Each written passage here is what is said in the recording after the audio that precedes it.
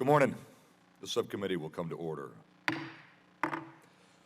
The subcommittee is meeting today to discuss the status of Coast Guard cutter acquisition programs. The Government Accountability Office issued a report on January 12th entitled National Security Cutter Enhanced Oversight Needed to Ensure Problems Discovered During Testing and Operations Are Addressed. It raises concerns with the timing of testing during production, the guidance available to guide production, testing and oversight of corrected actions, and the additional cost to address the deficiencies and operational issues. An important discussion I would like to have today is how we ensure that end assets operate as intended and are what the taxpayers paid for. What lessons have we learned during the National Security Cutter and Fast Response Cutter acquisition programs that could be applied to the OPC program to minimize, if not eliminate, the same issues? As I've said before, the Coast Guard is operating tens and in some cases hundreds of hours short of its operational targets, which puts our nation at risk. Assets are not available for service to secure our ports, protect our environment, and ensure the safety of our waterways. We heard in 2014 the lack of available assets resulted in historic lows of drug interdiction rates. The lack of assets must have affected other mission areas as well. The fact that the new assets may not be performing as intended is a problem that could continue to impact mission capabilities. We have also previously discussed issues with the President's annual budget requests and the capital investment plans, both of which have not supported the infrastructure needs of the Coast Guard. According to the Coast Guard's fiscal year 2016 and 2020 CIP, annual funding for acquisitions will be roughly $1 billion less than the GAO and Coast Guard officials have testified is needed on an annual basis to keep the current acquisition program on schedule and on budget. The capital investment plan is nothing more than a roadmap to additional acquisition delays, increased costs for taxpayers, and ongoing mission performance failures. The President's budget requests have followed the poorly designed roadmap provided in the capital investment plan. The fiscal year 2016 request cut funding needed to acquire critically needed replacement assets by 17%. The budget request also failed to guarantee the funding needed to begin detailed design for the offshore patrol cutter, and failure to move into detailed design on the OPC by the end of fiscal year 2016 could result in significantly higher costs and substantial acquisition delays. Moving this and other acquisitions further to the right will only further degrade Coast Guard mission performance. As we move into reviewing the fiscal year 2017 budget, it would be a welcome change to see the President's budget support funding for the Coast Guard's acquisition programs. Another component of the recapitalization is the Coast Guard's mission needs statement. It is used to inform us and everybody else in the evolution of the Coast Guard's capital investment plan. Up until last month, the Coast Guard was working on a mission needs statement from 2004, so it only took them about 11 years to update it. On January 8th, the Coast Guard released a new mission needs statement as required by this committee, the Appropriations Committee, and our Senate counterparts. The Howard Coble Coast Guard and Maritime Transportation Act of 2014 required an updated mission needs statement to include information on current and projected gaps in Coast Guard mission capabilities and how major acquisition programs would address those gaps. However, that's what it was supposed to do. What the Coast Guard released on January 8th actually states this: this document does not seek to identify a material solution to meet future mission needs, but rather to identify the enduring high-level capabilities required for the Coast Guard to execute its broad statutory authorities effectively and efficiently. So it took the Coast Guard 11 years to do an updated mission needs statement, and then in that mission needs statement, they said they're not going to do a future mission needs statement. While having an updated mission needs statement is better than working off one developed over a decade ago, it does not provide information on what assets are needed to perform certain missions, and does it properly inform the evolution of the capital investment plan and subsequently the President's request for Coast Guard assets? Those are questions we have today. I look forward to discussing all the issues before us today, including any lessons learned from the NSC and the Fast Response Cutter acquisition programs so they can be applied to the offshore patrol cutter acquisition program. In the end, the American people deserve assets that perform as intended and expected. We do not need missions to be continually compromised due to the limitations of old vessels and flaws in new ones. With that, I yield to Ranking Member Garamendi. Thank you, Mr. Chairman. I'm listening carefully to your opening statement. I'm trying to think, now what could I add? Maybe welcome and good morning. Look forward to your testimony. This chairman has laid out a series of issues. My opening statement repeats much of what he has already covered, and actually covered much more than in my opening statement. So I'm going to submit my statement for the record, and we'll just get into it and go from there. One thing that the chairman did not cover was our favorite subject, icebreakers. Maybe you did. Did you cut off that? No, I did not You say missed that. icebreakers. Yes. Yeah, this is one Come thing. on. You caught me. Come on. We expect it. So we want to talk about icebreakers a little bit, to see where we are with that. But everything else that's in my opening statement, he's already talked about. I could repeat it, but welcome, and I'll submit it for the record. So, one reason this is important this morning is because your national security cutters are almost done, right? You're going to have, you only have a block of, what, 40 or 50 ships, FRCs and OPCs, coming up, and then you're not going to have any acquisition for quite a while. This is it. So we kind of get one shot at this to do it right and to do it as efficiently and as effectively as possible. So hopefully we hear this morning on how we're going to do that. And with that, on the first panel for today's hearing, we'll start with Rear Admiral Joseph Vovidich. Boom, right there. The Coast Guard's Assistant Commandant for Acquisition and Chief Acquisition Officer. Rear Admiral, you're recognized to make your statement. Chairman Hunter, Ranking Member Garamendi, members of the subcommittee, good morning.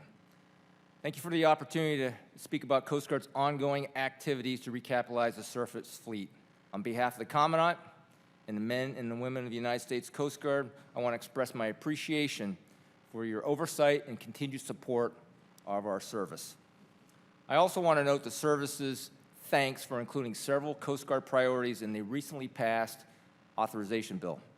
These new authorities will allow the service to improve command structure and overall performance. Our internal effort to achieve continuous improvement are complemented by the valuable oversight performed by this subcommittee and the organization represented by my distinguished fellow panel members today. We continue to have a very effective working relationship with the Government Accountability Office, Ms. Mackin, and her team. This was evident during GAO's recent review of the National Security Cutter operational test and evaluation activities, which concluded with recommendations that are consistent with our plans to achieve OT&E. We likewise benefit from the research and knowledge of Mr. O'Rourke and the Congressional Research Service. I am honored to have the opportunity to jointly testify with these committed professionals. As the Chief Acquisition Officer, I have the distinct pleasure to lead a talented team in delivering assets and capabilities needed to accomplish the service's many missions.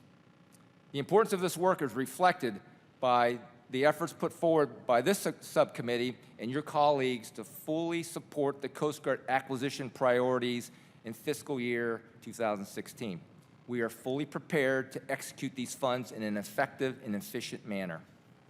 I can say this because we have made investments to mature our acquisition enterprise. We continue to grow a deep and talented acquisition workforce, capable of performing critical program management, contract, and support functions. We are actively applying lessons learned from each program to improve decision-making across the portfolio. From cutter to cutter, program to program, we are improving our processes and the quality of delivered assets. In the end, we are providing more capable products to our end users, the men and women in the field who are responsible for executing the missions.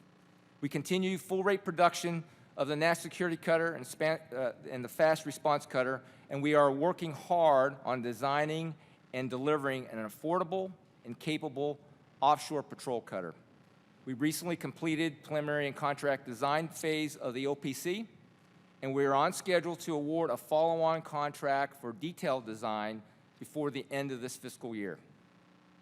At the same time, we are acting on the President's direction to accelerate the acquisition of a heavy icebreaker and begin planning construction of additional icebreakers. We recently completed the operational requirements document and released a draft technical package late last month, which outlines key requirements for a heavy icebreaker to advance our industry outreach strategy. Additionally, we started the preservation and material condition assessment of Polar Star, and we anticipate having results later this summer.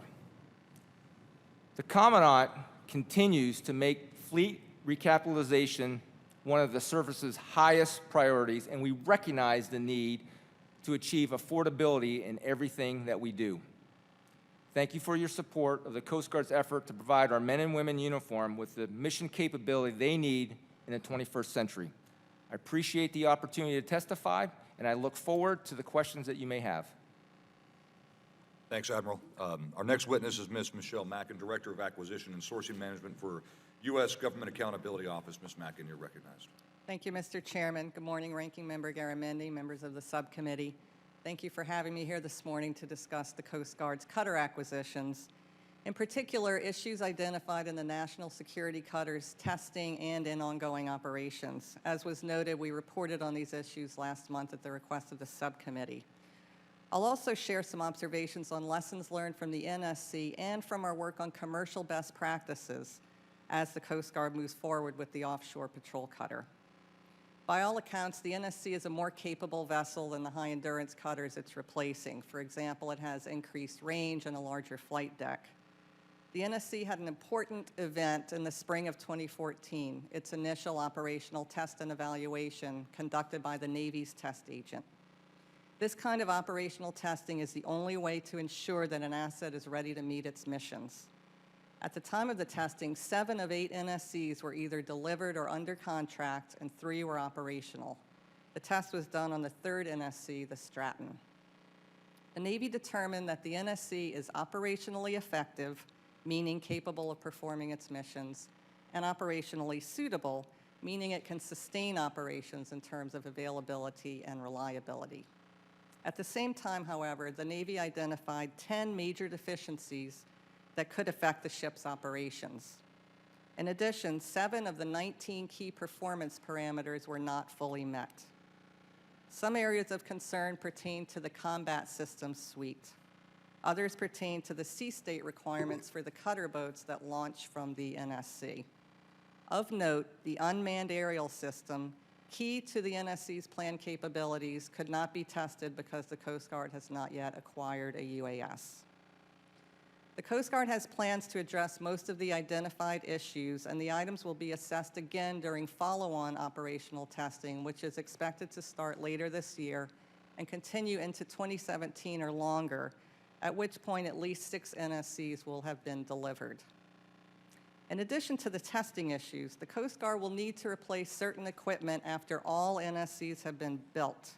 Examples include the gantry crane, which was not designed for a maritime environment and is experiencing significant corrosion, and the single-point davit, which can't be operated in high seas as intended. These and other retrofits will cost over $200 million. Further, we identified problems that have arisen during the 5 years the NSCs have been operational. Some of the problems are proving difficult to fix.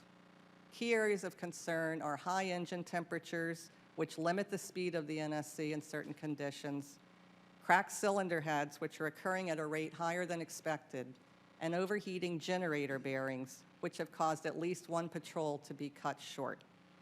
Until corrective actions are identified and implemented, the Coast Guard faces increased costs and the potential for NSC missions to be limited.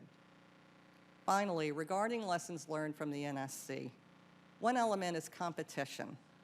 Our work on commercial shipbuilding best practices has found that competition can save money. The NSC procurement was sole sourced under the Deepwater program. The Coast Guard is taking steps to inject competition into the OPC acquisition. Another observation is that the Coast Guard plans to conduct initial operational test and evaluation when 1 of the 25 OPCs is operational, and that's compared to 3 of the 8 NSCs. A third area is warranty provisions. Who pays for the defects and retrofits? In the case of the NSC, the Coast Guard generally will pay. The planned OPC warranty, which according to the Coast Guard will be similar to that of the fast response cutter, would have stronger provisions that should be more effective in protecting taxpayer dollars. And finally, the Coast Guard has opportunities to incorporate best practices in terms of ensuring that the OPC design is solidified and stable before construction begins, and that quality assurance at the shipyard is robust. Mr. Chairman, Ranking Member Garamendi, members of the subcommittee, this concludes my prepared remarks. Thank you. Thank you, Ms. Mackin. Our last witness is Mr. Ron O'Rourke, a specialist in naval affairs for the CRS. Mr. O'Rourke, you're recognized. Chairman Hunter, Ranking Member Garamendi, distinguished members of the subcommittee, thank you for the opportunity to appear before you today to discuss Coast Guard cutter acquisition programs. Mr. Chairman, with your permission, I'd like to submit my written statement for the record and summarize it here briefly. As requested, my testimony focuses on how multi-year procurement and block buy contracting could reduce acquisition costs for new Coast Guard cutters. I have 7 points I would like to make. The first is that multi-year procurement can reduce acquisition costs by roughly 10% compared to costs under annual contracting, and that block buy contracting can reduce acquisition costs by comparable amounts if the authority granted for using block buy contracting includes authority for making economic order quantity purchases of components. The second point is that the Navy has used multi-year procurement and block buy contracting extensively in recent years in its shipbuilding and aircraft acquisition programs, and as a result, estimates that it has saved billions of dollars in acquisition costs. That's billions with a B.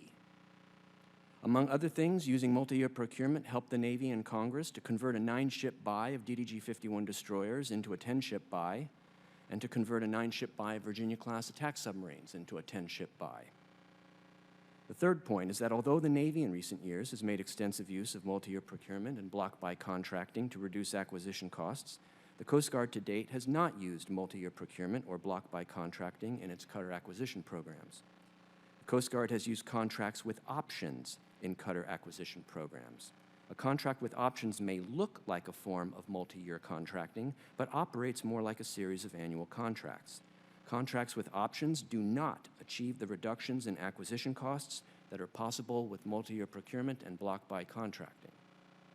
The fourth point is that the Offshore Patrol Cutter Program and the Polar Icebreaker Program can be viewed as candidates for using block buy contracting, and the Fast Response Cutter Program can be viewed as a candidate for using either multi-year procurement or block buy contracting. The fifth point is that from a congressional perspective, trade-offs in making use of multi-year procurement and block buy contracting include reduced congressional control over year-to-year spending and tying the hands of future Congresses, reduced flexibility for making changes in Coast Guard acquisition programs in response to unforeseen changes in strategic and budgetary circumstances, a potential need to shift funding from later years to earlier years to fund economic order quantity purchases of components, the risk of having to make penalty payments to shipbuilders if multi-year contracts need to be terminated due to unavailability of funds, and the risk that materials and components purchased for ships to be procured in future years might go to waste if those ships are not eventually procured. The sixth point is that using block buy contracting might save about $1 billion in the Offshore Patrol Cutter Program, that using multi-year procurement or block buy contracting might save more than $100 million in the Fast Response Cutter Program, and that using block buy contracting might save upwards of $100 million in a 2-ship Polar Icebreaker Program. The $1 billion in potential savings in the OPC program would be about enough to pay for a Polar Icebreaker. And the combined potential savings across all 3 programs of about $1.2 billion is about equal to the average annual funding level in the Coast Guard's Acquisition, Construction, and Improvements account. My seventh and final point is that in considering whether to grant authority for using multi-year procurement or block buy contracting, Congress may weigh the potential savings of these contracting mechanisms against the trade-offs I just listed. Mr. Chairman, this concludes my remarks. Thank you again for the opportunity to testify, and I look forward to the subcommittee's questions. Thanks, Mr. O'Rourke. I'm not going to ask questions right now, but I'd like you to explain just one thing really quick, and then we'll start asking questions. Can you just explain in layman's terms what a block buy does and tie it into appropriations and authorizations here in Congress, and how the money is appropriated for? So if you do a block buy and you give money for lead materials through the appropriations process here, how does it actually work? A block buy contract is similar to a multi-year procurement contract. You can consider it to be the less formal stepchild or step sibling of a multi-year procurement contract. Like a multi-year procurement contract, it is one contract that covers several years' worth of procurement, and it gives the manufacturer, in this case the shipbuilder, the assurance that that firm needs to make investments in its capital plant and its workforce to optimize its situation for the production of the units covered under the period of the contract. That saves money at the shipyard. A block buy contract, if it also has written into it authority for making economic order quantity purchases of components, that's batch purchases of components up front, can save money at the component manufacturers. And when you add those savings together, the savings under a block buy contract can be comparable to those of a multi-year procurement contract on the order of roughly 10%. And this has occurred in a number of shipbuilding and aircraft acquisition programs that the Navy and the other DoD services have pursued in recent years. How is the money appropriated? So if you do a multi-year, so say you're buying ships over 3 years, for example, how does the appropriations process work here in the House? The appropriations are generally the same. You're doing annual appropriations. There's no need to fund the entire thing up front. So you're funding the ships, in this case, one at a time. The one change from annual contracting is that if you're doing economic order quantity or EOQ purchases of components, Say that again. I'm sorry. if you're doing economic order quantity or EOQ purchases of components and you're ordering those components up front that would be installed across all the ships in the group, then you do bring some money from later years into forward years to pay for that. Hey, Ron, do you mind pulling that closer to you? What kind of I have artillery ears, and the rest of these guys are just old. So, The one difference is that if you're making EOQ purchases of components, batch purchases of components up front as part of your strategy for achieving savings, then the money to pay for that is moved from later years into earlier years. So in the first year of a block buy contract for a group of cutters, you would pay for that first cutter in that year, but you would also make a payment for some of the components for the downstream ships, and that would be in addition. So there is a shifting or a rephasing of a little bit of the money to the extent that you want to use your authority for making economic order quantity purchases, upfront batch purchases of components. But in general, you're still paying for the ships one at a time as you would under annual contracting. so could the manufacturer buy all the steel they want to as the steel market goes up and down? They can wait and time their buys, or no? It's usually discussed in terms of components, but the authority may extend, I believe, to materials as well. You can think about pumps and valves, for example, being the kind of thing that the shipbuilder would then order in batch fashion from the component manufacturers so that they can make them in an economically efficient manner. And then they would be ready for installation on each of the ships as those ships are then funded and produced through the life of the contract.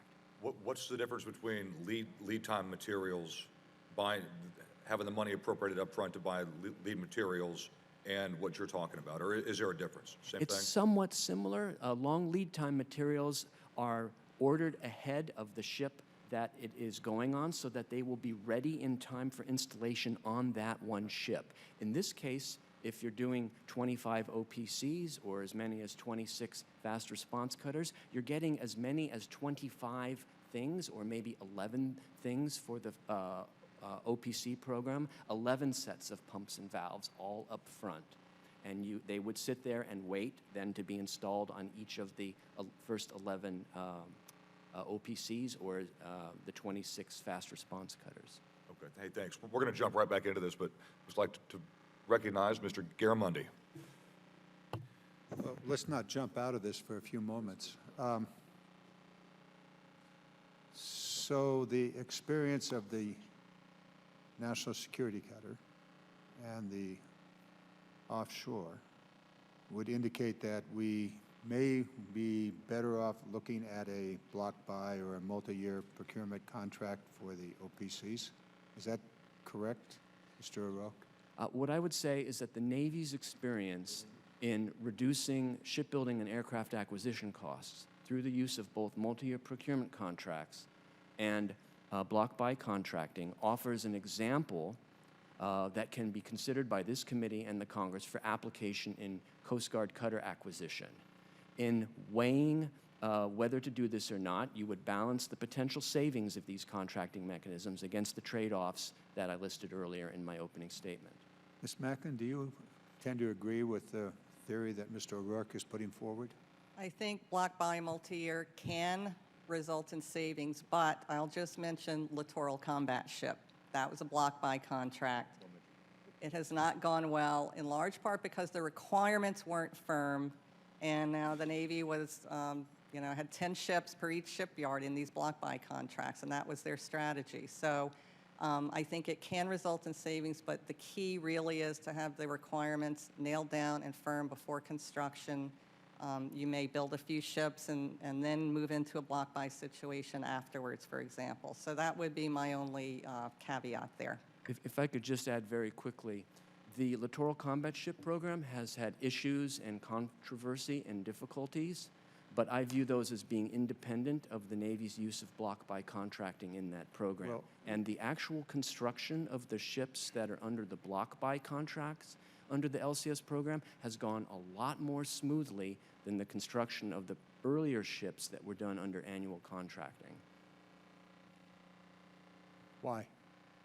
Was it? In part because the stability provided by working out the problems with the initial designs fed into the block buy contracts, and the shipbuilders were in a Wouldn't that position lead us where they to- could then produce them on a recurring, regular basis. The first ships in any of these three, and I suppose the Littoral Combat Ship also, first ones are kind of like, we're going to discover all the errors and mistakes and problems and hopefully know what they are and get them out of the way, and then move into a long or into a more production type procedure. Is that basically what happens all the time? I think as a general matter, the Navy discovers design issues and experiences cost growth on lead ships that is then, yes, fed into its understanding of the remainder of the These program. three programs are all new ships. Well, excuse me. Each program is a new program.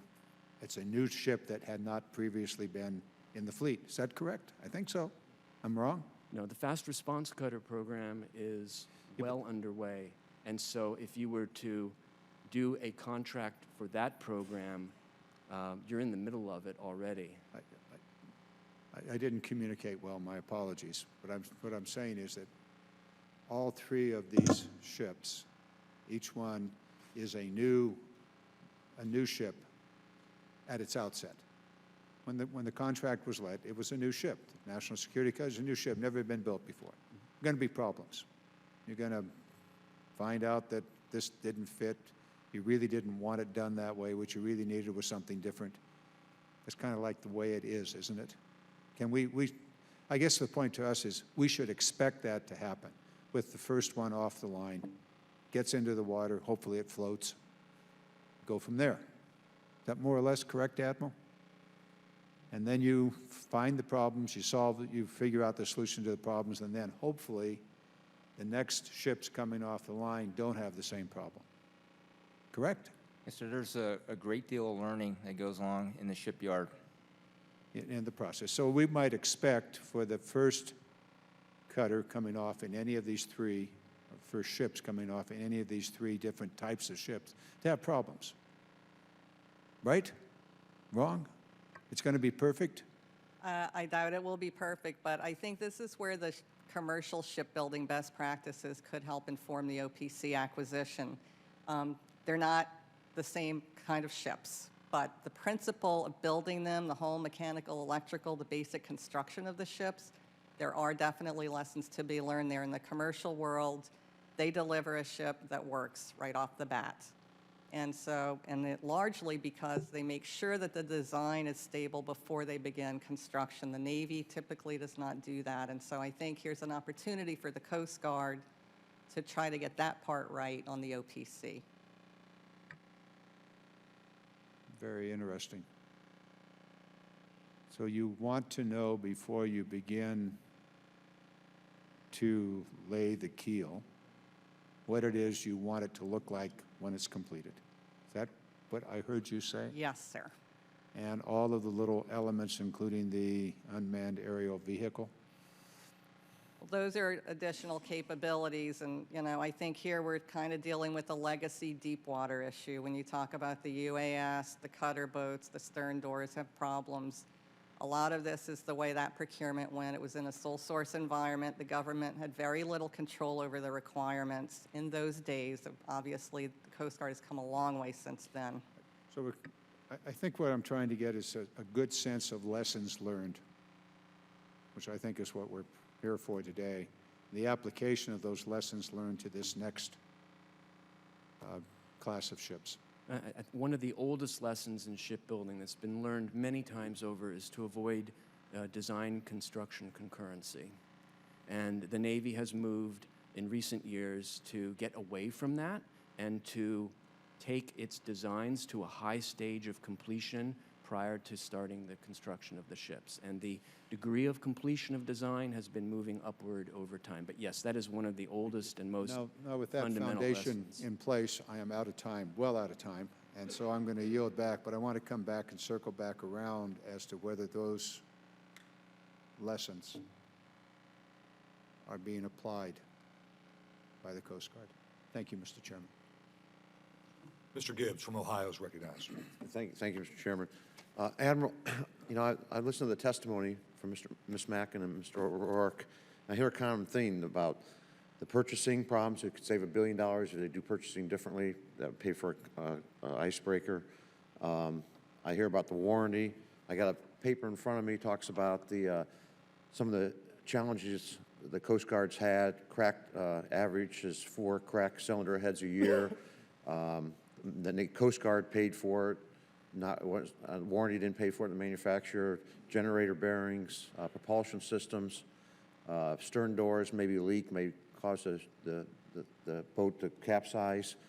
I'm trying to understand these issues. Why is taxpayers paying for these fixes? I mean, how do you guys negotiate contracts here? I mean, how's this work? And I mean, I think that the other two witnesses, the General Accounting Office and the Commercial Research, are pretty critical about the procurement and what's happening. Can you expound or enlighten me why this is happening?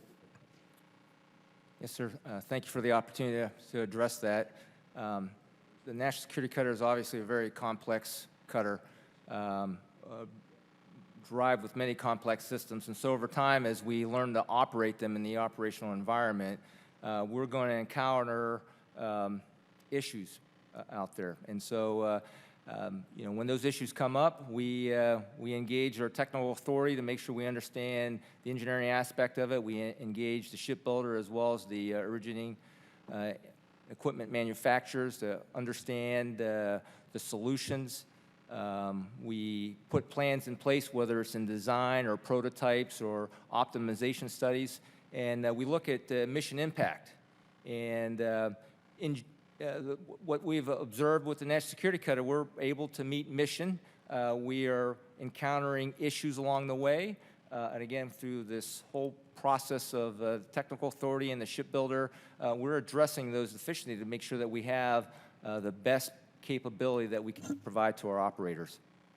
So I guess what you're saying, some of this technologies, you're developing it as you're building the ship, and so it's not as clear cut.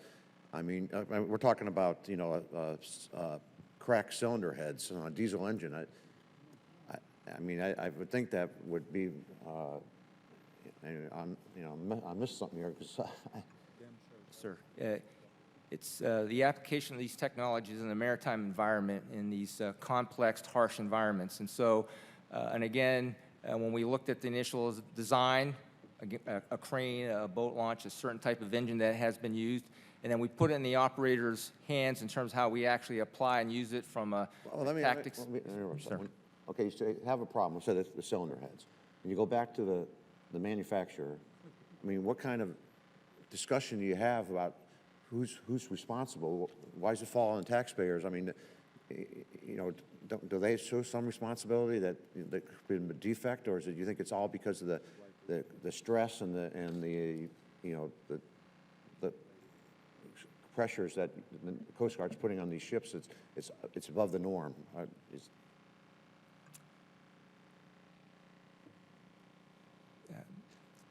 In terms of addressing and who pays for it, It depends on the construct of the contract, whether it's in the warranty or if it's missing a capability that we put on contract.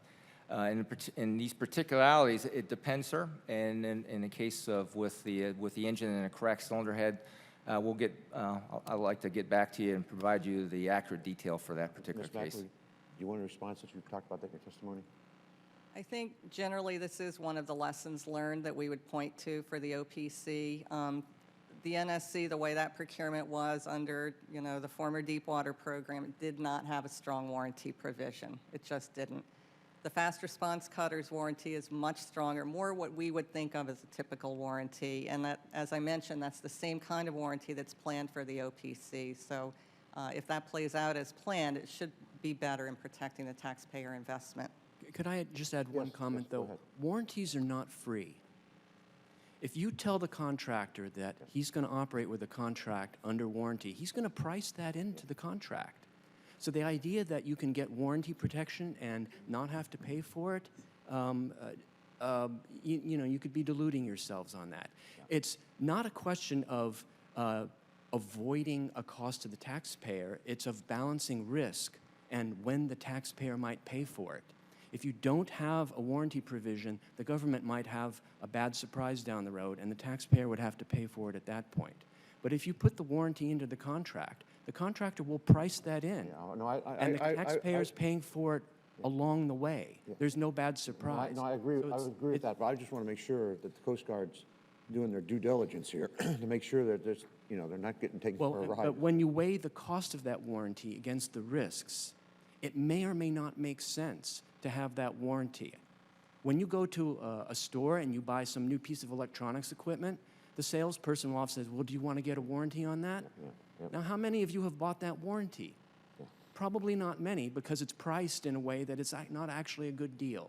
So from the Coast Guard standpoint, it's a matter of weighing what the extra cost of that warranty is against the risks and the exposure that it has. That's not an easy task to do because there's some uncertainty involved. Yeah. But I wanted to make that point because warranties may or may not make sense based on how they're priced into the contract. I think that's an excellent point, and I appreciate and I agree with that, but I want to make sure that there should be some responsibility in some instances back in the manufacturer. And the Coast Guard needs to address that issue with eyes open and take a careful look at it. That's what really needs to happen, and then make as an informed a decision as you can on it. Thank you, Mr.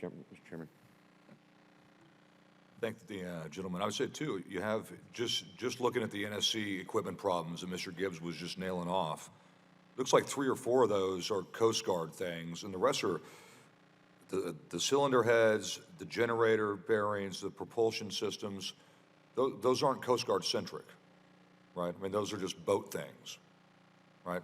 Those have nothing to do with weaponization or launching a UAS or launching a small boat off the back. That's not the gantry crane. That's none of those stuff. It's the engines, right? Yes, sir.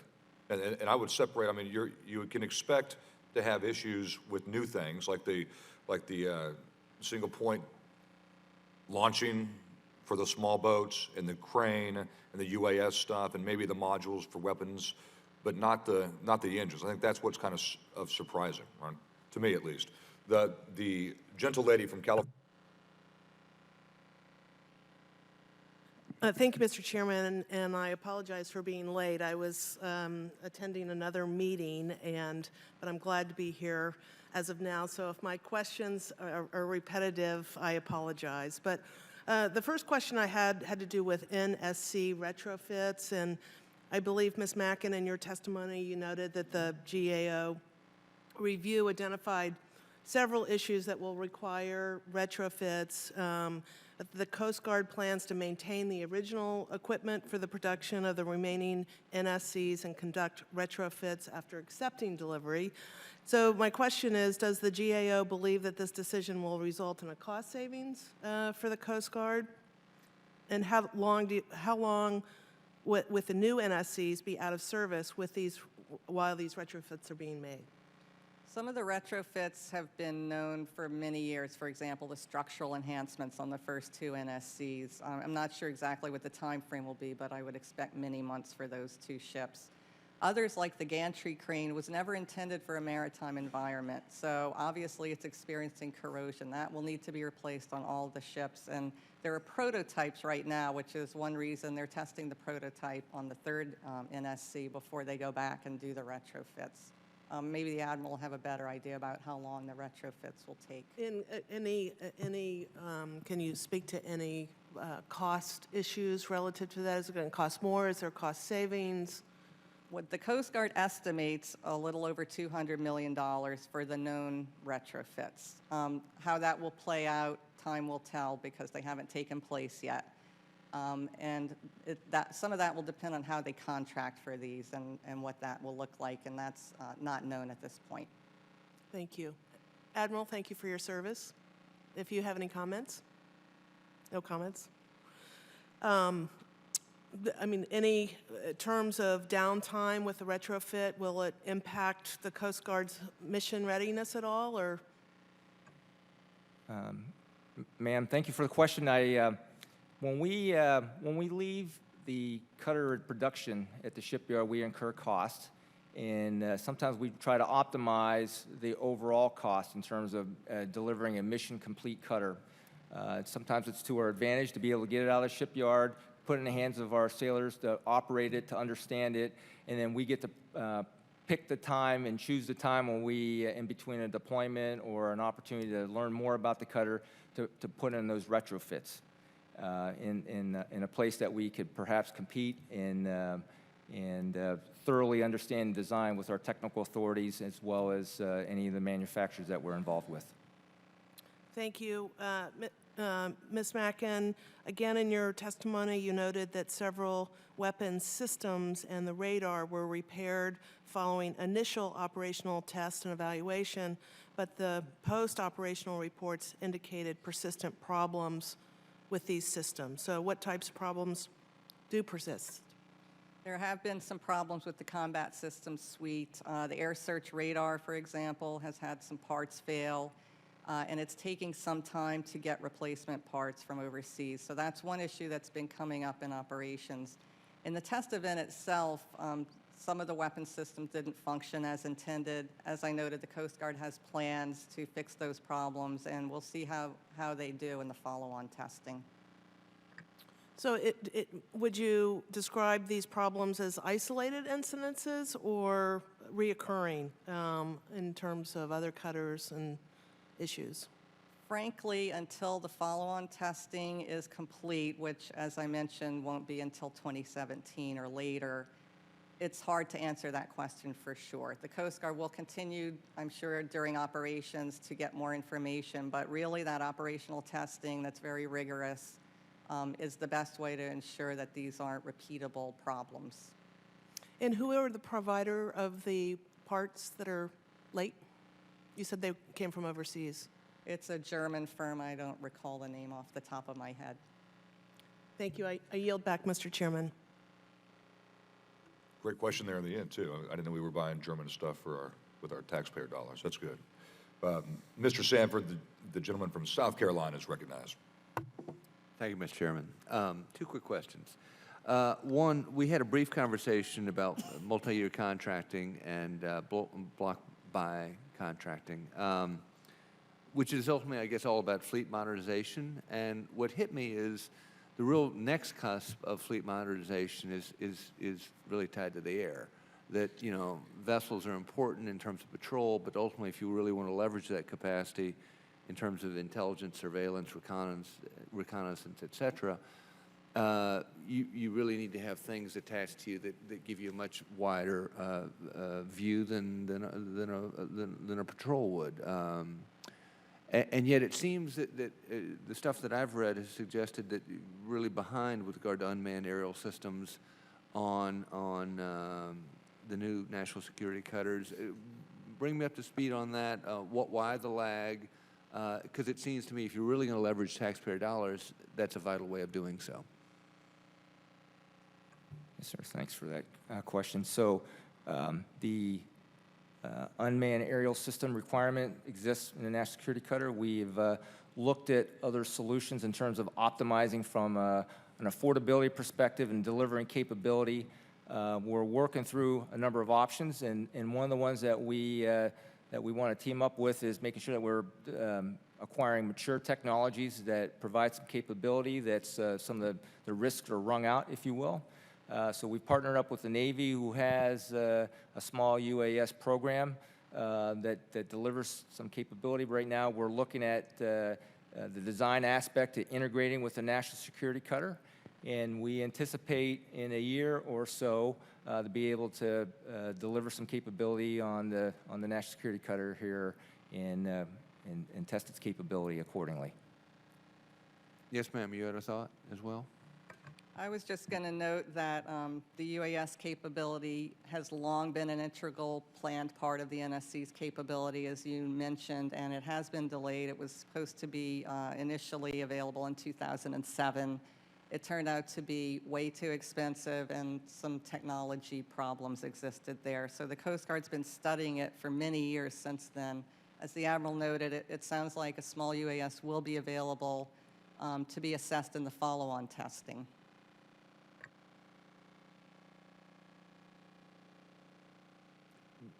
But, I mean, we still move forward with these vessels, but not the part that really leverages the vessel's capacity. It just seems to me we got a little bit of that backward, but I'll skip to a second question. The GAO report suggested, I guess, with both the Fast Response Cutter and the HC-144 Maritime Patrol Aircraft, that the initial testing basically said it was not fully operational. This really goes back to my colleague's point with regard to things going wrong on ships, and yet full procurement was approved. Why would you go forward with something wherein, in essence, there are bolts in the system that aren't working so well, yet you're going to go ahead with full production? Help me understand that sequencing. We follow a very rigorous process to understand what we're acquiring, and so we go through this initial operating test and evaluation. We get it in our operators' hands. We demonstrate through an independent operational test authority that it's operational, it's suitable, and effective, and that allows us to move forward to do mission. It allows us to get it into the operator's hand to be able to do. So let me just interrupt then. So what you'd say is the GAO was off in its report? Because, I mean, their words were that neither asset met all key, in their words, key requirements during initial operational testing. We at the high level, we are ready to operate. There are aspects of the cutter that did not meet some of the testing criteria. So you disagree with their definition of key? Those are our words. Those are key elements of the cutter. We have to demonstrate that. We are committed to complete that testing and follow operating test and evaluation. I've got 22 seconds, so let me just throw one other thought at you and respond as best you can, which is the GAO report was also critical with regard to Coast Guard notifying Congress of performance breaches. Anything new that the committee ought to be aware of on that front? We did make a recommendation there, largely pertaining to the guidance that the Department of Homeland Security. Wasn't really clear if you didn't meet a key performance parameter during the testing, does that mean you're in breach and should report to Congress? DHS has since, based on our recommendation, revised its guidance to allow for the follow-on testing to prove that those key parameters can be met before a breach is reported. Thank you very much for your testimony. Thank you, Mr. Chairman. Thank the gentleman. Mr. Garamundi is recognized. If you want, not if you have to go to the FAA meeting. If you want to go. Okay. Mr. Graves is recognized. Thank you, Mr. Chairman. The acquisition schedule for NSC, FRC, OPC is concerning for a number of reasons when you look at the increased mission of the Coast Guard, and I think that's come up in several hearings that we've had over the last few years.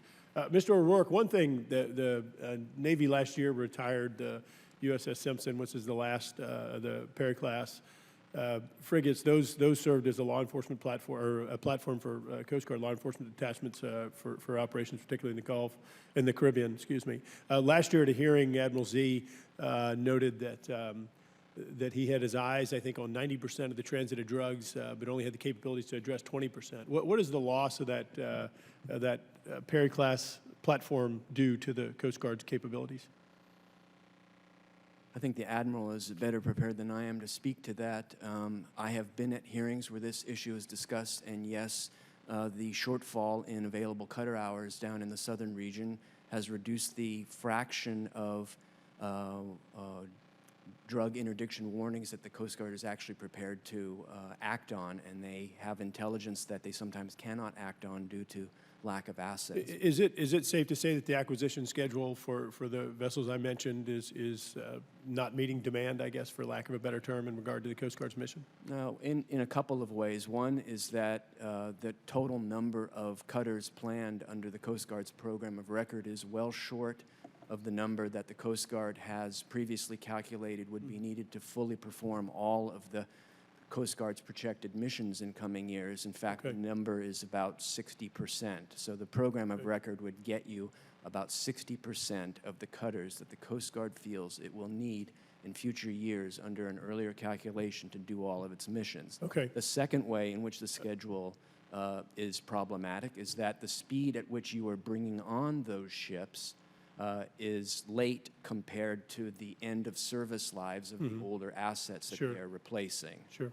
Okay. And that's well established as a function of the schedule. Thank you. Admiral, switching topics, Inspector General reported that the MARAD should maintain an inventory of vessels, U.S. vessels that are to be disposed, and suggested that MARAD work with folks like the Coast Guard to maintain that inventory of vessels. Are you aware of any efforts by the Coast Guard to work with MARAD to maintain a list of vessels to be disposed by MARAD for scrapping purposes? Sir, I'm not aware of this specific list that you refer to with MARAD. We do work with MARAD, but I don't have. Would you knowledge. mind submitting on the record just an explanation of efforts by the Coast Guard to work with MARAD? In that same regard, the Coast Guard vessel Storis was scrapped by MARAD, and as I recall, that vessel was scrapped in Mexico, which I believe was contrary to U.S. law, which required that scrapping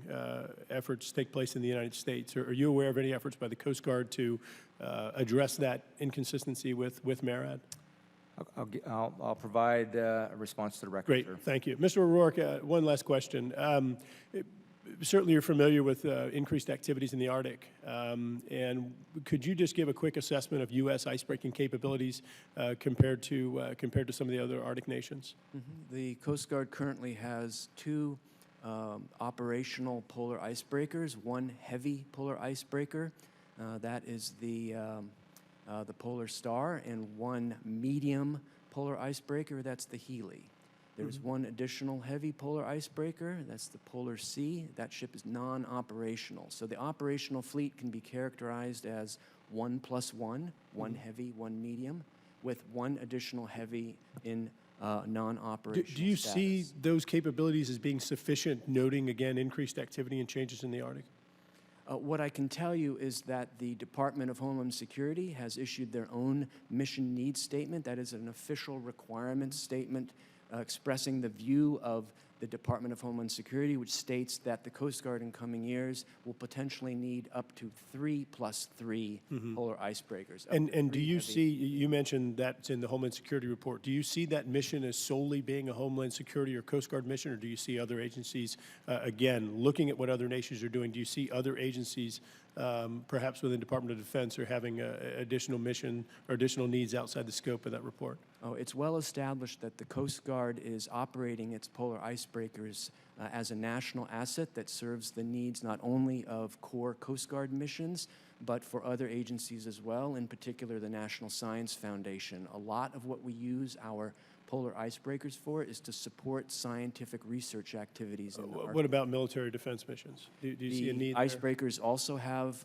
requirements under our military plans to meet national defense requirements, and part of the reason for going up to 3+3 potentially is to meet presence requirements for polar icebreakers that the Department of Defense has communicated to the Department of Homeland Thank you. Mr. Security. Chairman, I'm going to note that CRS just endorsed your bill. So, thank you.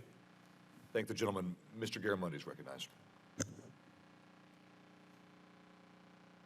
I'm trying to figure out how to structure my work and in a way that has the maximum potential of resolving problems in the two projects that are going forward.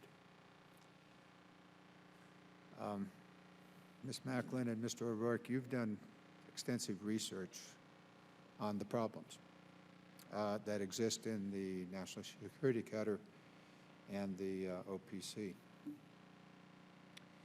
Both the fast response and OPC have work to be done, new ships to be built, new contracts to be let. In reviewing the testimony and reviewing your work,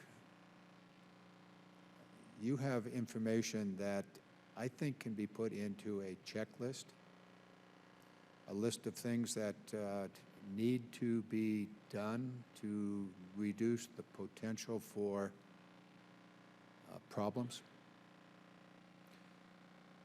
But I don't have a list, nor do I see a list in your testimony.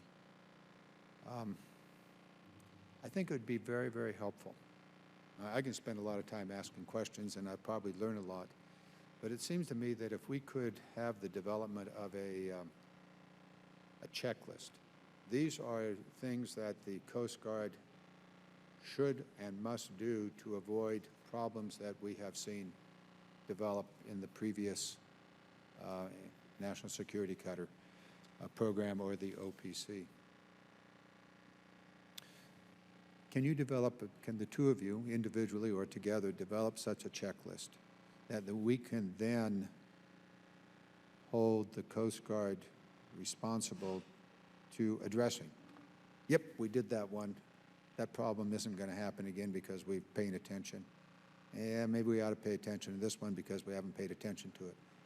Is that possible for you guys to do? It's not only possible, I've already developed a list of well-established lessons in shipbuilding. I'm sometimes asked for it. I will be happy to provide it for you after the hearing. And for our part, I think in my statement I mentioned several items that are lessons learned from NSC and commercial practices that could be applied to OPC. We could provide I noticed that. it's not to say you haven't thought about it, because you have, but you know, maybe we can just get a little computer file and it says, check this off. Let's see, we're going to have some sort of a cannon, and does the Navy have that cannon already? And can we just use the naval cannon? And by the way, the control system for it, and radar systems, which may be available. Anyway, just a checklist.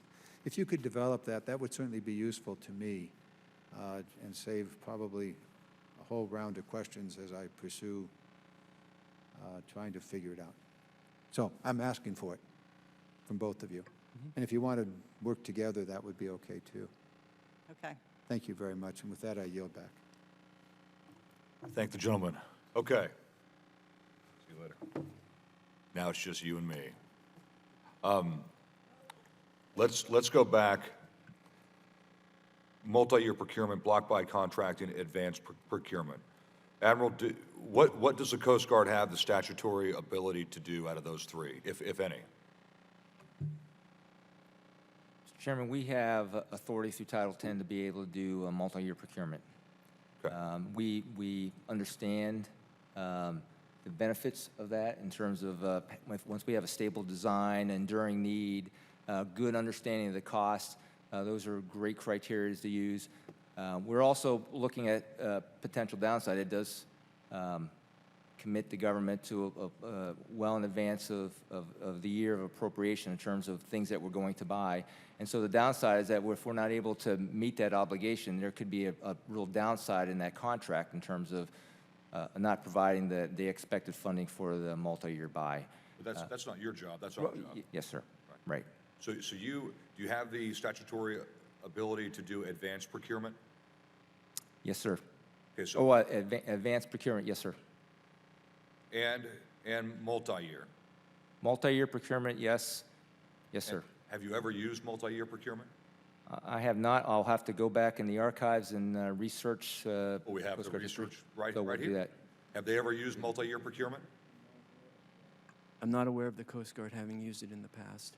I can't prove a negative on it, but in the years that Might I've have been a been long here, time I have ago. not seen it. So I guess that leads to, so you already have the statutory ability to do multi-year procurement, which you could have done with the FRCs and did not do. You could have done it with the NSC, you did not do it. Did you use advanced procurement? I mean, did you buy the advanced procurement, I'm guessing, is the batch buys, or is that buying stuff for the one vessel?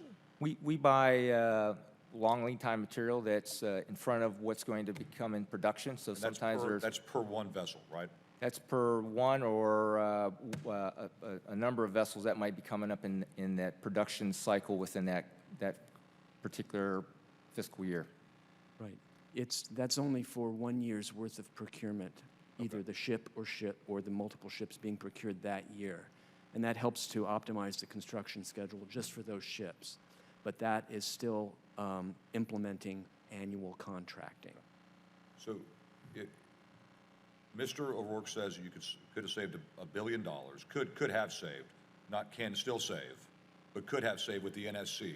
The savings in my testimony are all future savings out there that could be realized. We missed opportunities for doing that with the National Security Cutter and the first 36 ships in the Fast Response Cutter program. Okay, so why not do it? If the Coast Guard has the ability to do it, why didn't the Coast Guard do it? Why not save $1 billion? We chose a contract strategy that encouraged options, sir. We can look at that further. We'll have to work with the Department of Administration to really understand the upside and the downside of that, but we're willing to take another look at that.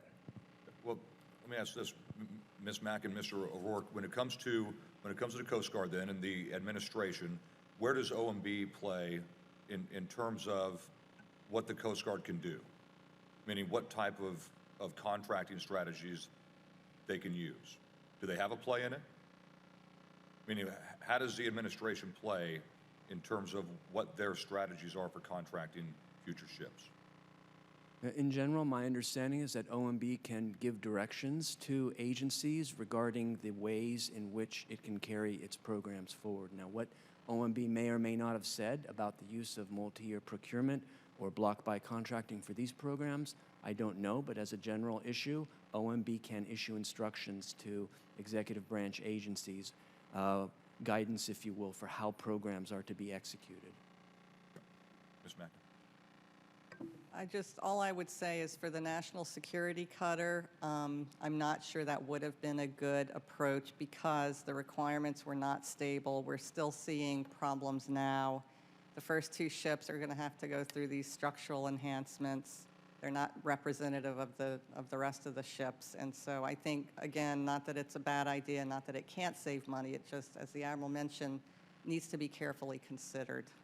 Yeah, and the one example, the LCS is a horrible ship, right? That the requirements were not set for, and now they're lowering the numbers of LCS they're going to make in the future because they realized it wasn't the right ship. They just wanted to get numbers, et cetera, and all the problems that they had. I'm looking at one of the big retrofits is like $80 million for the C4ISR in the NSC. Well, why aren't things like that simply taken from the Navy? It's not like the Coast Guard has to do special things that are tens of billions of dollars Navy budgeting hasn't already had to look at in terms of weapon systems, C4ISR, radar, UAS. Like you already talked about piggybacking with the Navy on UAS, thank God, right? But why the C4ISR retrofit? Why would the Coast Guard possibly need their own type of C4ISR modules or platform that there's no way it's more all-encompassing than what the Navy has? There's no way. One thing I'd offer, and the Admiral can weigh in, is this, again, is a legacy deep water issue. The original C4ISR was an IGCS, Independent Coast Guard Systems, contractor system, but let me- very proprietary. But why would the Coast Guard want to do that even then? Meaning, why would you have people in the Coast Guard say, let's develop our brand-new system that is probably much more limited than what the Navy has anyway, but let's do it all for us? Why would they decide that? Even with the flawed deep water system that was flawed, or program that was flawed for other reasons, Who in the Coast Guard would say it's a great idea for us to develop our own multi-million-dollar communication C4ISR platform? That was inherent in the Deepwater strategy. The contractor said, here it is. And frankly, the government did not have adequate insight into the requirements, and the contractor made that call. And so now the Coast Guard's opening up the architecture and implementing actually a very more cost-effective C4ISR system. Mr. Chairman, if I could go back to your earlier question about the missed opportunity on the National Security Cutter. Ms. Mackin is right, of course, that there were problems with the design of that ship, but one of the statutory requirements for using multi-year procurement is that the item being procured has to have a stable design. In shipbuilding programs, stable design is demonstrated by completing the construction of the first ship in the class and putting it through its initial testing to show that there are no problems. At that point, once those problems had been identified, and in fact they were cranked into later ships in the NSC, you had a design that might then have met the statutory requirement for stable design, and the follow-on ships in the program could have been pursued under multi-year procurement. So it's correct that you don't want to do this if you think that the design is not stable, but as you review the schedule of how these events transpired, multi-year procurement is never used on a lead ship anyway because of the requirement for stable design. It was a question of whether the program was ready for multi-year procurement for the follow-on ships in the class. And that is a question that people could have looked at and decided, well, yeah, it might have been. So one thing I'm not clear on that, on the NSC, when you've had some testing done, you had the first couple ships done, were the problems that we're looking at, and we're looking at this, I don't know if you got this, but this is a nice little page that has a lot of the issues, right? These weren't recognized right away? No one realized that there were issues until the fourth ship, fifth ship? At what point did you realize there were some issues? So, sir, some of those issues are revealed during operational test and evaluation through the test event. Of the first ship? In this particular case, we used a third ship So the to demonstrate. third ship, but the first ship was working well, or these same issues were on the first ship as well? Not that I know of, but I can get back to you, and if there's a lineage that we can provide, we certainly will do that. A number of those items there, sir, are we leverage Navy program of records, just like that you just commented, that we need a weapon system and we need a particular sensor system. We leverage the Navy, a number of those things outlined that we will follow the Navy's priorities and look to them to help us develop those solutions and implementation. And then over time, as we get smarter, better users, we roll out more cutters and we have more sailors that are accustomed to using the equipment. We will become better and more proficient with the usage of it, sir. I still don't understand that. Okay, so you have one NSC goes into the water and people start operating it, and it goes and does its thing. And there's no issues there. Second NSC jumps in the water, it goes out and starts being tested and it is used operationally while it's being evaluated, and no problems there. Nothing changes. You build the third NSC, put it in the water, and you've all of a sudden realized all these different issues on the third one that no one saw on the first one or second one? The third one was our opportunity to really demonstrate, to have the capability that's reflective. So Ms. Mackin alluded to the change. Explain that, though. Why is number 3 the charm? Why couldn't you recognize the operational capability of the first or second ones? Meaning, why did you have to wait till number 3 to really delve into it? I'm just not understanding. I'd like to get you a finer detail for the record, sir, for that one. No. No? Okay. Just tell me now. I Well- don't need fine detail. Why is it boat number 3 that was the one that we started recognizing issues and not the first one? I'm not trying to get you. I just don't Right. understand. So that was the one where we said that's our one that we will have crews on it that's going to be indicative of future national security cutters. We want that one to be tested because that's going to demonstrate the initial operating capability. Did you dramatically change design after the first 2 on the third one? We did, and I'll have to give you a level of detail on that, sir. Okay, and how many of these were built with the Deepwater boondoggle? How many NSCs were built under the Deepwater plan? Well, the Coast Guard transitioned out of deep water in 2007, And that transition was phased with the completion of contracts that were legacies coming out of that period. So I don't know what the exact cutoff point was, but this is now a 9-ship program, and at some point, most or all of the significant design issues with that class became known, and any ships procured after that point might have been considered candidates for multi-year procurement or block buy contracting. The prices we paid for those ships suffered for a number of reasons. One is the general deep water contracting environment that Ms. Mackin mentioned, but there were 2 others. One is that the intervals that we had for procuring these ships were not regular and even, so the shipyard did not have a steady drumbeat. And the third was that the final ships in the program were not done under a form of multi-year contracting. These are all ways in which those ships turned out to be more expensive than they might have been. Admiral, do you agree with that? I mean, just, do you agree that multi-year procurement and block buy contracting can save money? I mean, obviously, it's not going to work if your first two ships aren't really what you wanted in the first place, where you massively change so much design on the third one that it's the real ship that you're going to test against. But if you were to do it the way that the Navy does it, meaning the right way, and build one, have all the lead time materials, do it right, do all your testing on that one ship, and then be able to do multi-year going out, does the Coast Guard have an issue with that? Do you think that that would save you money? We'd have to look at it a lot closer, sir. We would absolutely No, look I'm at asking, those closer. you don't have to look at it closer, because in general, does contracting ships like the Navy does it, especially when you only have really 3 or 4 types of ships in the entire Coast Guard, it's not too complicated, right?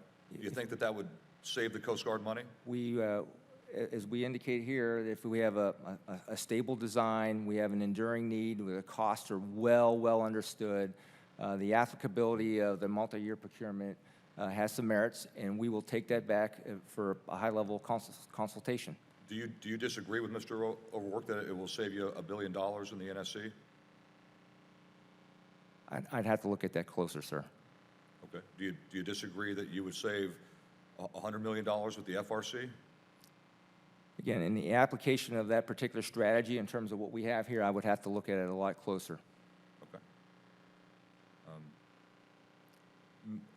When the Navy went to block buys and multi-year procurement, did they just do it on one design, and did they pick that ship design on purpose to do this on, or was it more of a, we can use this in any kind of ship class, let's just jump into it? I mean, how did the Navy decide to do it, and was there anything special about when they decided to do it, and on what type of ship?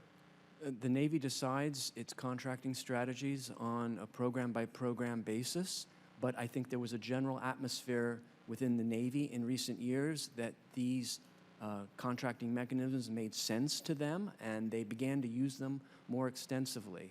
I think it's important to note that all 3 of the Navy's year-to-year shipbuilding programs, where you get a ship of that kind every year, year after year, all 3 of them, the Virginia-class attack submarine, the DDG-51, and the Littoral Combat Ship, are now under multi-year contracting. And collectively, those ships represent more than 2/3 of all the ships in the Navy's 5-year shipbuilding plan.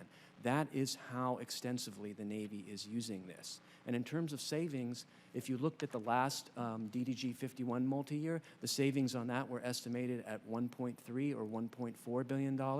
And if you look at the last Virginia-class attack submarine multi-year, the savings on that were estimated at in the range of $3 to $4 billion.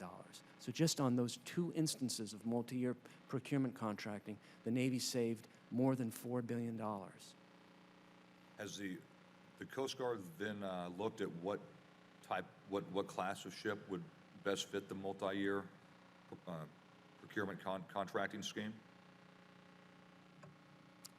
Well, we read Mr. O'Rourke's report. We understand the utility of a multi-year strategy. We've considered it, and we've chosen the acquisition strategy that we're on right now.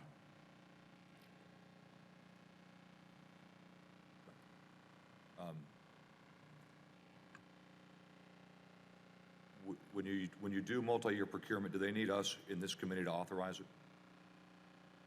Yes, multi-year contracts more than a certain value, and these would be more than that threshold value, would need, in the But they said that they DOD, have the statutory ability right now to do multi-year procurement. they have a statutory framework in which the services can conduct multi-year procurement, and that framework requires approval by Congress on a case-by-case basis for each program. Block buy contracting has no Title 10 or permanent statutory framework, and so in the instances where Congress has provided that for the Navy, they've done that through specific legislation. In one time, they did it in an NDAA, and in another time, they did it in an appropriations bill. So it could either be the Appropriations Committee or the Authorizing Committee can both grant that authority? Based on the precedent of the two block buy contracts for Virginia-class and littoral combat ship, it appears that the authority can be provided through a single act that can be either a National Defense Authorization Act or an Appropriations Act. Does the Coast Guard or would the Navy in those situations say that the Navy did not want to do it? Say that the Navy was like the Coast Guard and they're like, we don't want to save billions of dollars, we just want to spend money. That's not fair, but I'm kind of exaggerating. Can Congress make them do it?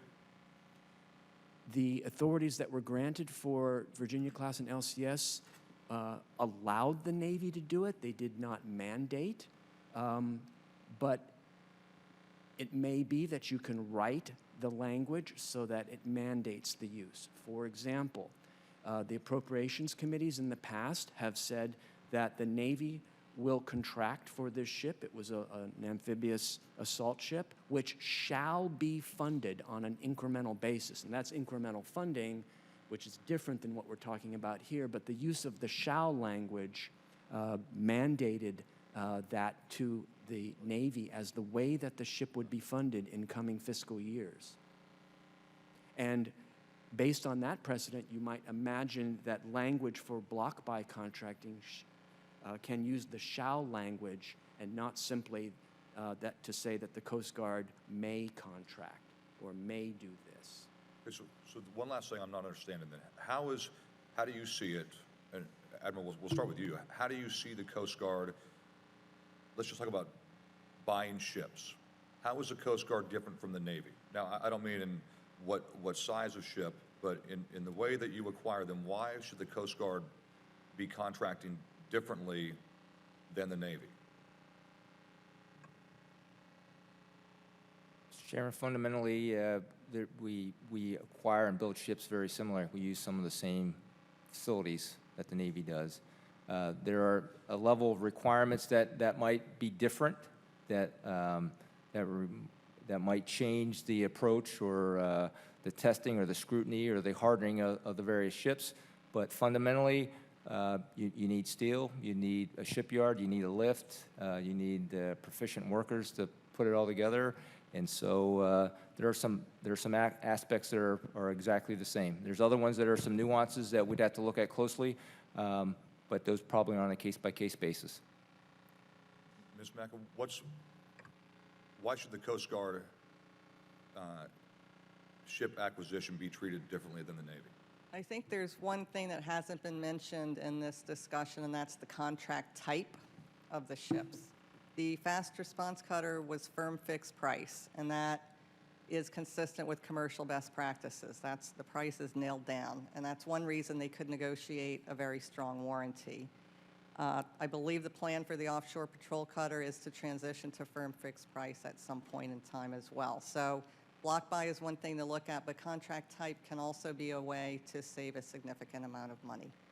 Right. But The statute that regulates multi-year procurement requires that multi-year procurement contracts be fixed-priced contracts, and the block buy contracts that are being done for the Littoral Combat Ship Program are also fixed-price type contracts. They're fixed price incentive firm target, which is a little different than firm fixed price. But again, why should the Coast Guard acquisition be treated differently than the Navy?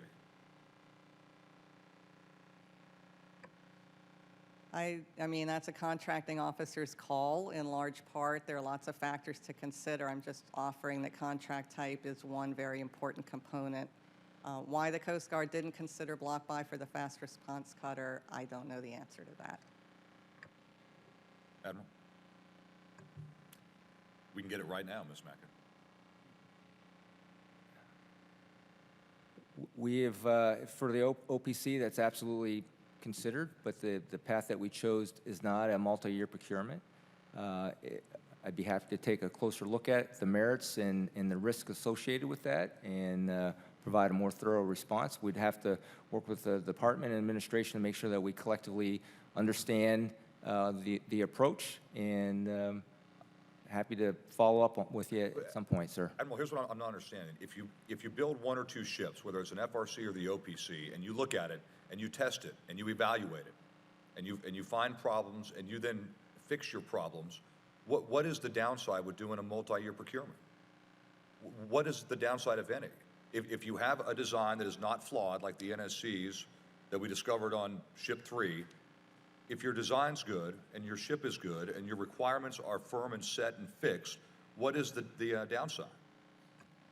I'm not getting it. No, and I understand, based on my understanding, is that the downside is that if we're not able to not meet that future year commitment, there could be. But that's not your problem. That's I Congress's understand. problem. Yep, So what yes, is the sir. downside of the Coast Guard? Why would the Coast Guard not want to do that? Can I make an observation? Yes.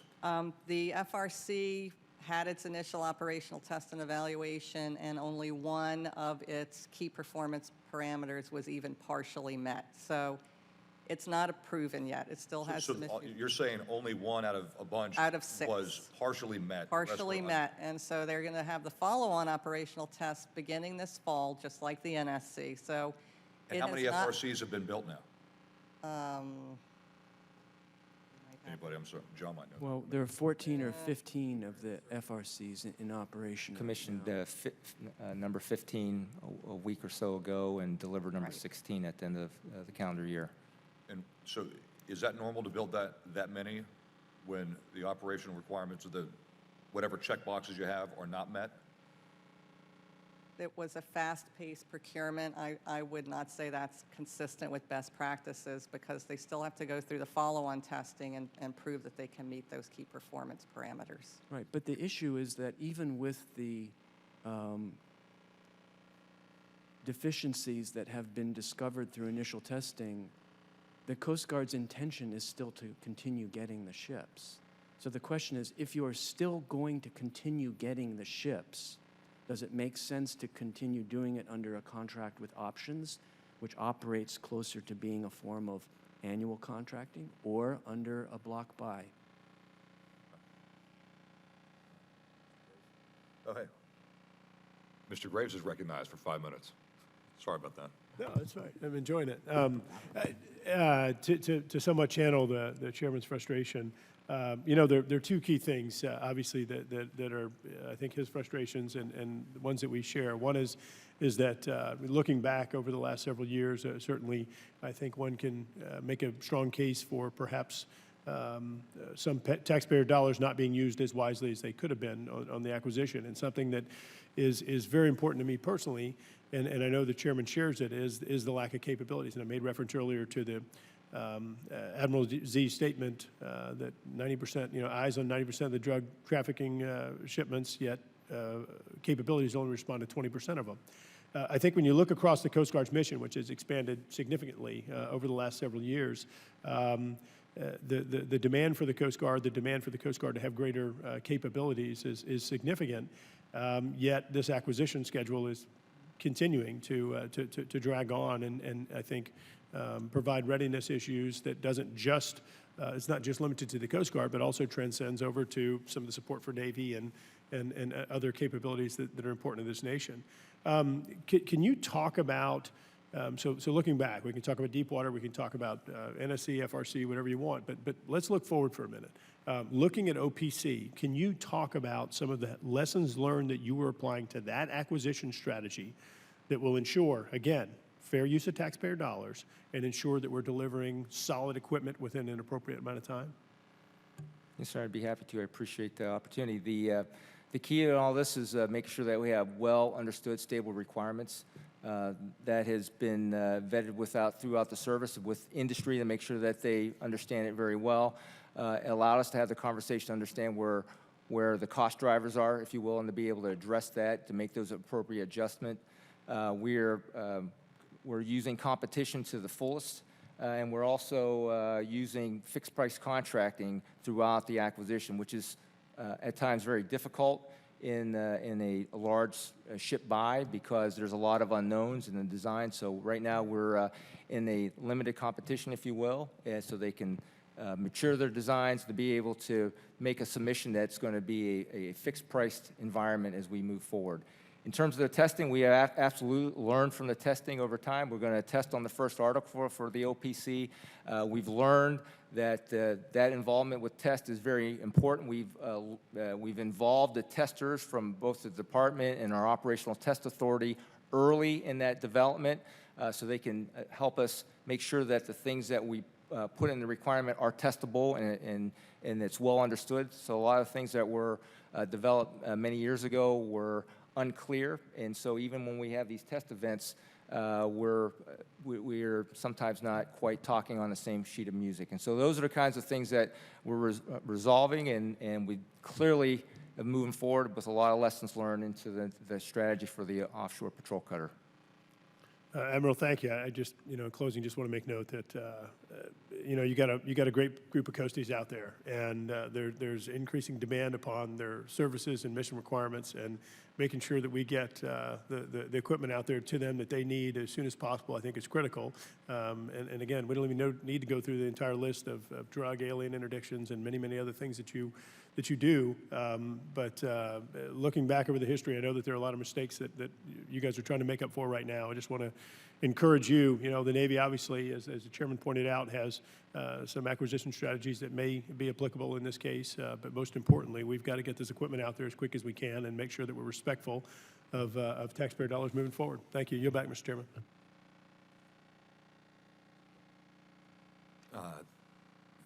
Thank the gentleman. I guess I have one last question. If the Coast Guard decided to do a multi-year procurement for the OPCs and the rest of the FRCs, do you have the authority to do that, or do you have to get approval from Homeland Security or the administration? Mr. Chairman, I'd like to take that back for the record. I will need to understand thoroughly what our options are with that strategy. I understand at a high level what a multi-procurement strategy will allow. I know it was considered, but it sounds like you want me to take it to the next level, and I will thoroughly understand that. I just looked at the bill we passed last year, the Coast Guard bill, and we grant you statutory authority for the OPCs to have multi-year procurement done on those. Okay. So my question is, though, you obviously looked at that, and you've seen that. So do you have the authority, does the Coast Guard have the authority to do that if they want to? I'd like to take that one back for the record to make sure I thoroughly understand and provide you the best answer possible with that. Ms. Mackin, do you know if the Coast Guard has the authority? If they choose to go multi-year, after being granted the authority to do so by this committee? I haven't looked into that. Mr. O'Rourke? Question of statutory authority versus direction that the Coast Guard may receive within the executive branch. As a matter of statutory authority, the Coast Guard has the authority to use multi-year procurement under Title 10 2306B, and that is the law that governs multi-year procurement and establishes the statutory framework for conducting it. It states explicitly that the Coast Guard is among the services that can use it. That same law states that to use multi-year procurement for a contract with a value above a certain level, you need to get congressional approval for each case in an Appropriations Act and a bill other than an Appropriations Act, which is typically an Authorization Act. That's all part of the legislative framework for multi-year procurement. For using block buy authority, block buy does not have a statutory framework. It just happens through specific legislation that Congress grants to the service in question. And based on the two precedents of Virginia-class and littoral combat ship, that can be a single provision in an authorization bill or a single provision in an appropriations act. All right. Now, none of that speaks to then the direction that the service gets within the executive branch from its superiors. But as a matter of statutory authority, that is where we are.